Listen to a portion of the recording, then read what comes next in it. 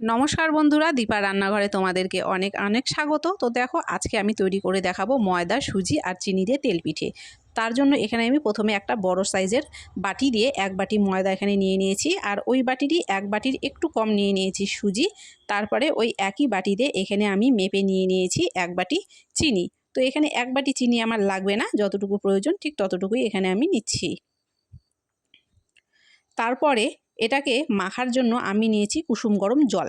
প্রথমে আমি শুকনো উপকরণগুলোকে হাত দিয়ে মিশিয়ে নিচ্ছি। তারপরে এই গরম জল দিয়ে ময়দাটা আমি মেখে নেব।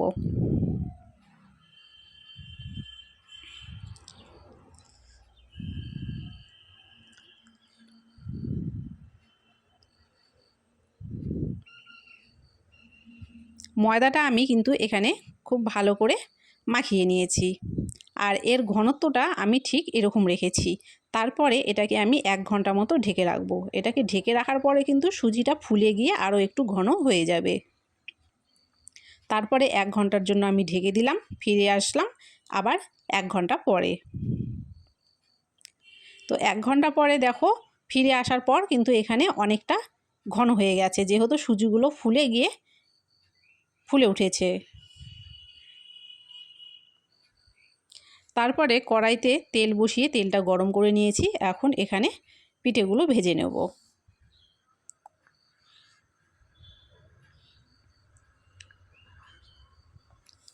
প্রথমে দেওয়া পিঠেটা কিন্তু নিজে থেকেই খুব সুন্দরভাবে ফুলে উঠেছে।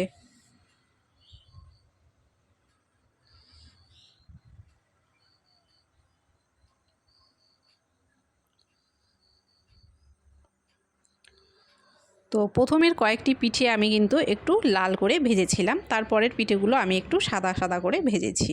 তো তোমাদের যেটা মন চাইবে, লাল চাইলে লাল, সাদা চাইলে সাদা, যেরকম মন চাইবে সেরকম করে ভেজে নিতে পারবে।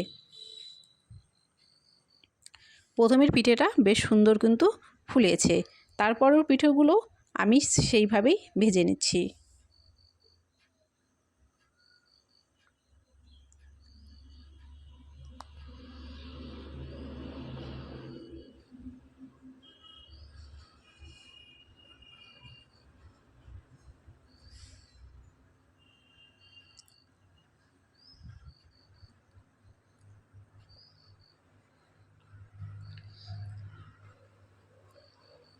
এবারে পরের দিকের যে পিঠেগুলো সেগুলোকে আমি একটু সাদা করে ভেজেছি।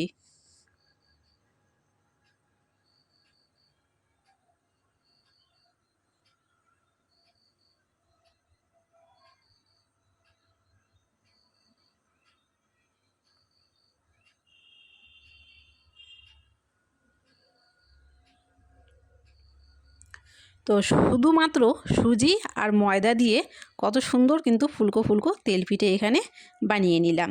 তো তোমরা এইভাবে বাড়িতে বানাতে পারো, খুব একটা বেশি উপকরণ এখানে প্রয়োজন হচ্ছে না।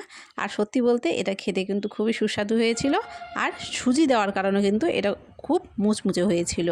তো আজকের আমার এই রেসিপি তোমাদের কেমন লেগেছে কমেন্ট করে অবশ্যই জানিও।